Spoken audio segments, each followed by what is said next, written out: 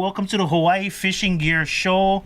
We are highfishgear.com, and I'm here live with Brother Joe from Kahakai Flies. He came by to drop off some stuff. Not the shop order, but Joe just stopped by because tomorrow auctions. He made some nice little 12-pack glow squid cases. Just like I always make a comment, just way too much work. I gotta show it. 12-pack bundles of Kahakai Flies, glow flies, the best. And I say this, I hesitate a little bit because I know you get shy, but a little bit, yeah. The best glow flies in the state of Hawaii, as that was designated that way from me, not him. He doesn't say that. I say it.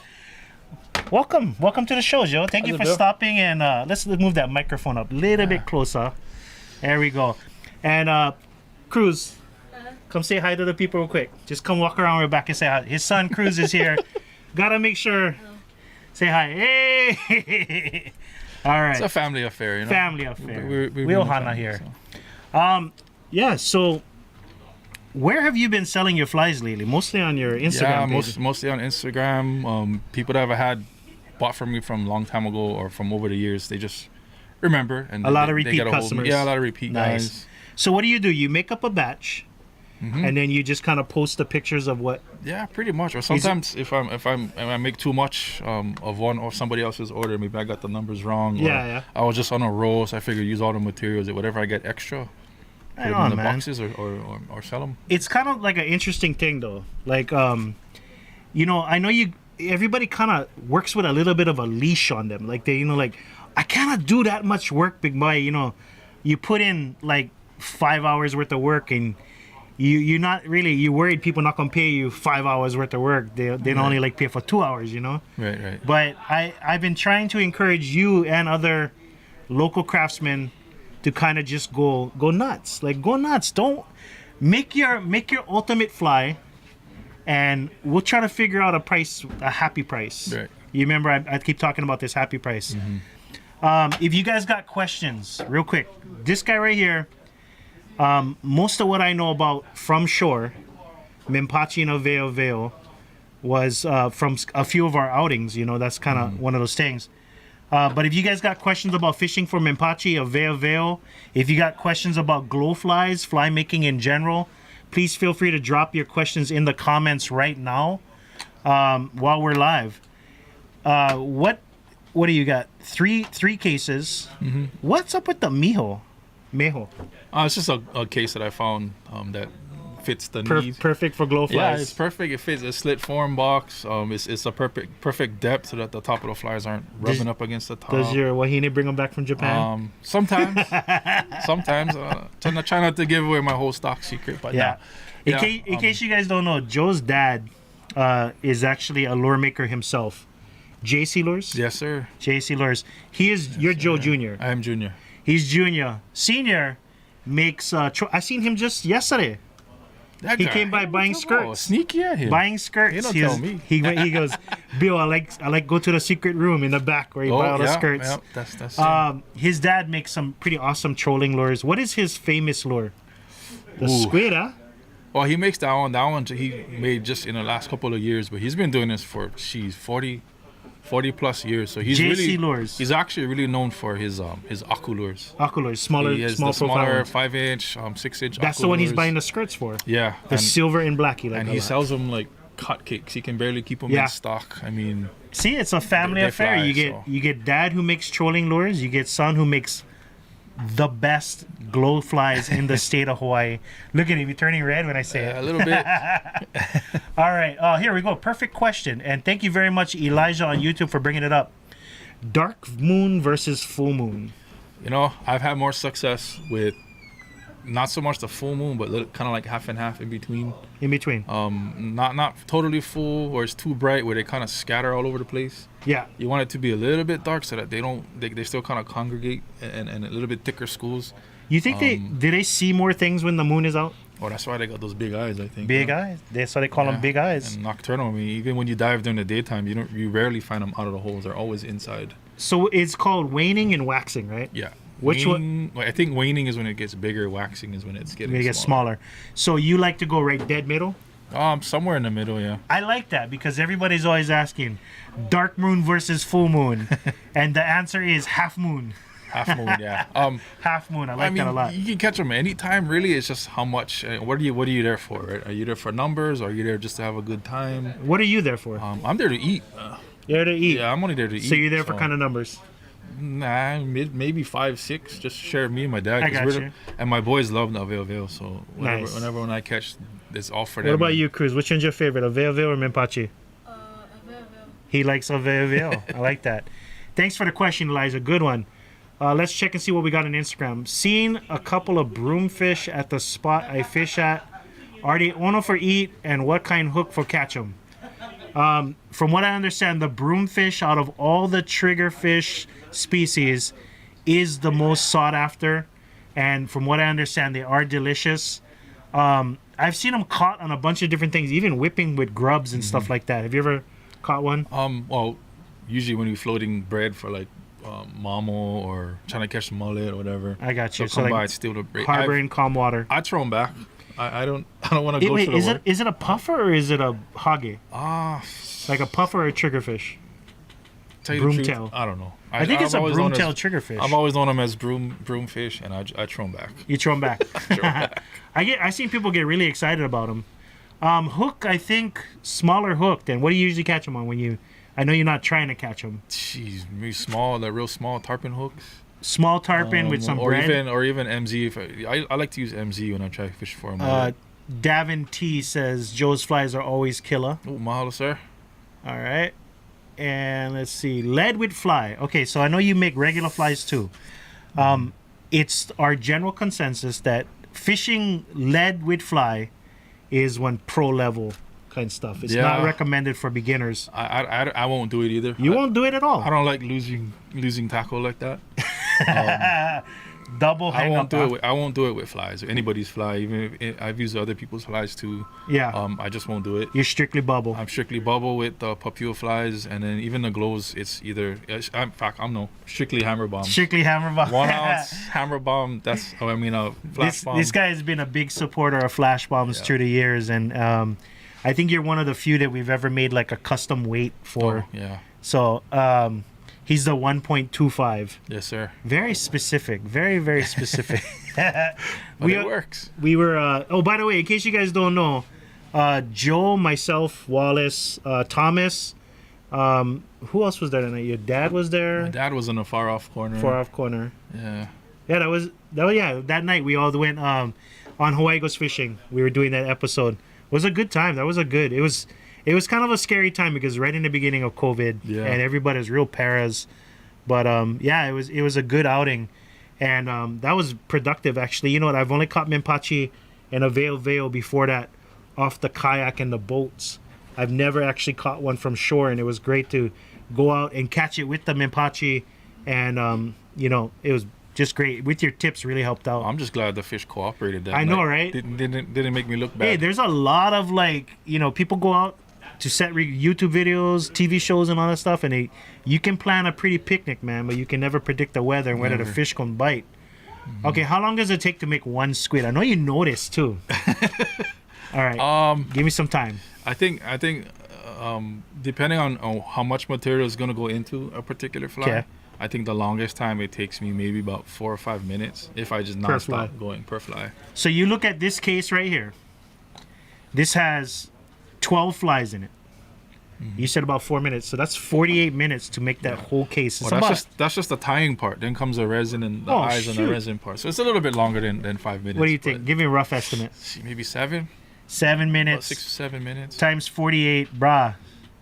You're looking at a good hour worth of work just for some good flies. Mm-hmm. But yeah, I mean, when I told you just go nuts and just go to town, because I know you want to make, there's some things you want to get the respect of other fly makers, your peers, people that make the same kind of stuff, or they're making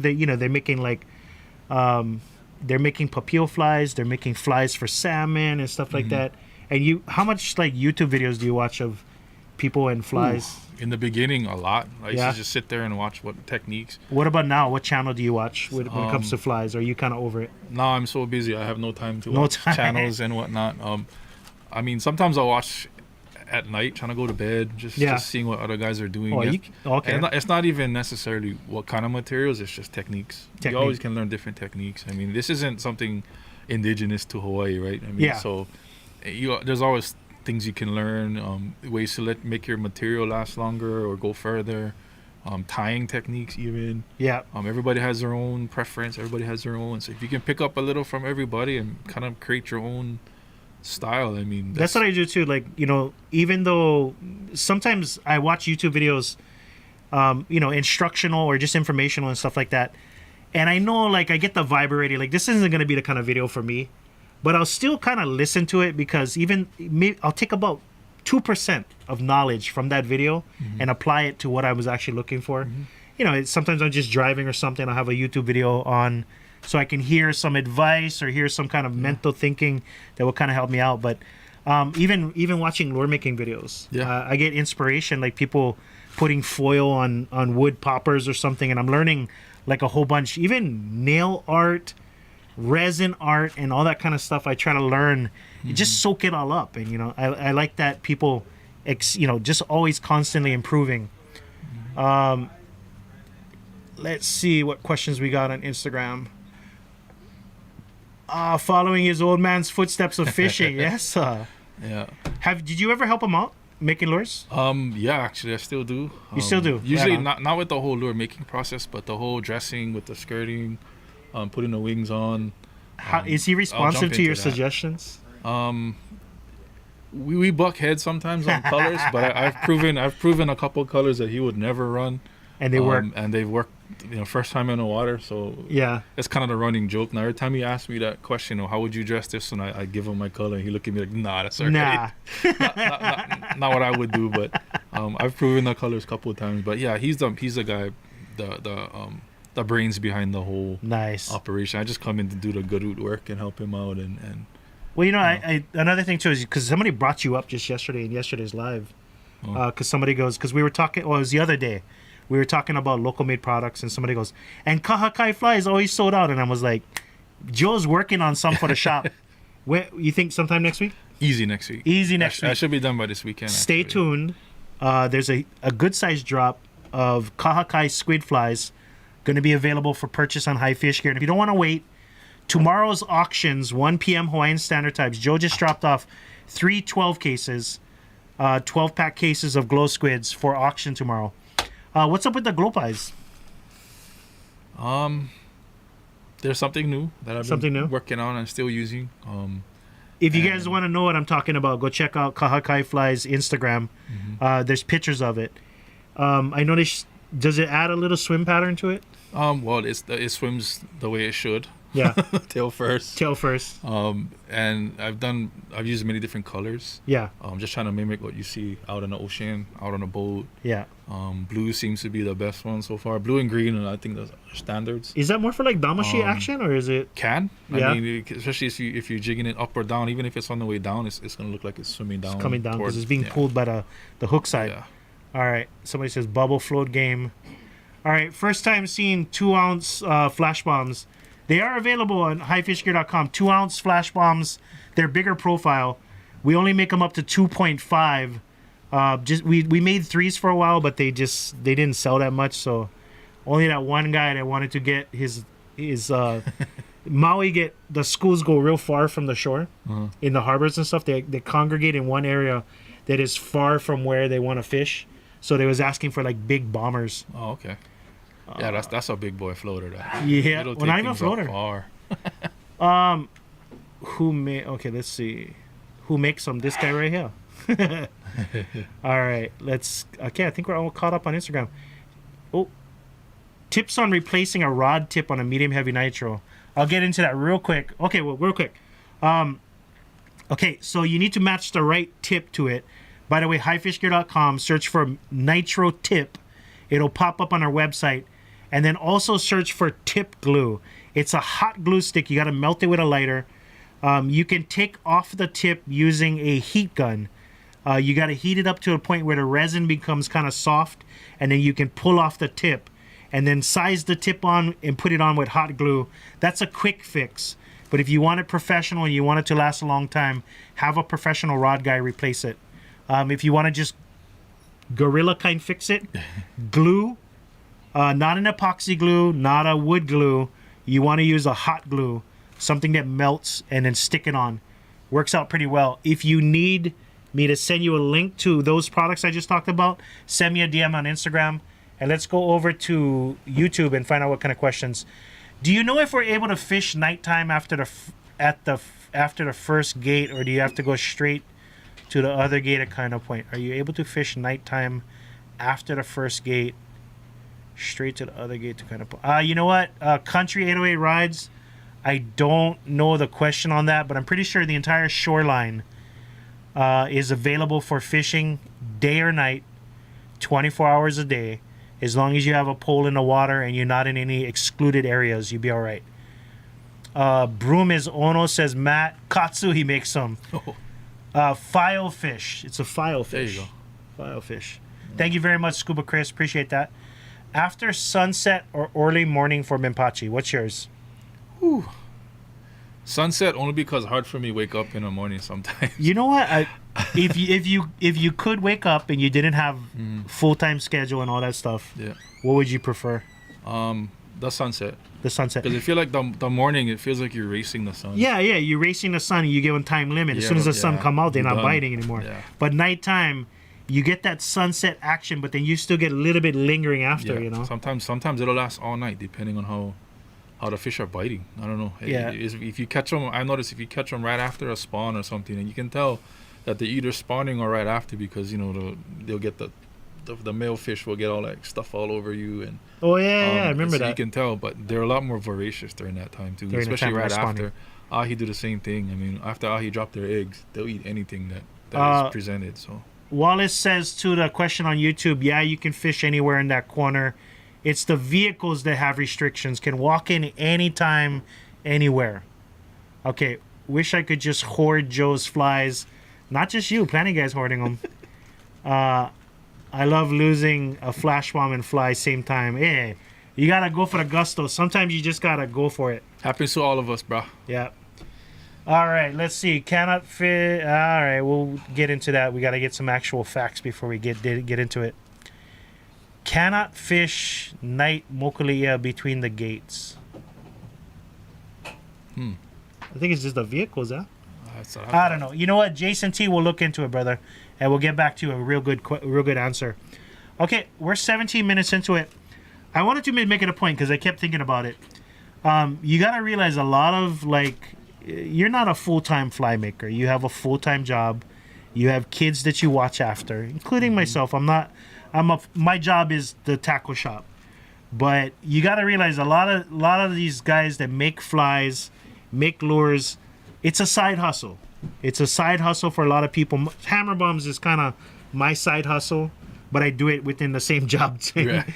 But, you guys got to be patient. And another thing, too, is if somebody is creative and somebody's making some of the best stuff, pay what it's worth. And no grumble when the price goes up, Especially if it's really good stuff that you really like. Maybe even live a little extra here and there, or maybe share something from their page to your friends. You can support in that way.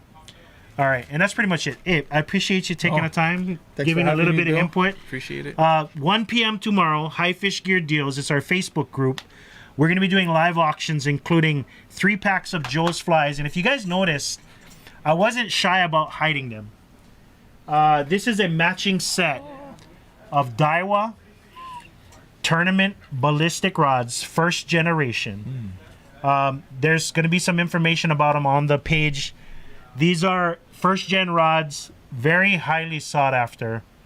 3-piece rods, 13 foot. If you want the specs, join the group. But those will be auctioned tomorrow. And the best part of our live auctions, no reserve. No reserve. We're not going, gotta be at least this much. No. We're going to let them go for whatever they go for. And people love it. And our auctions are always like the best swap meet booth.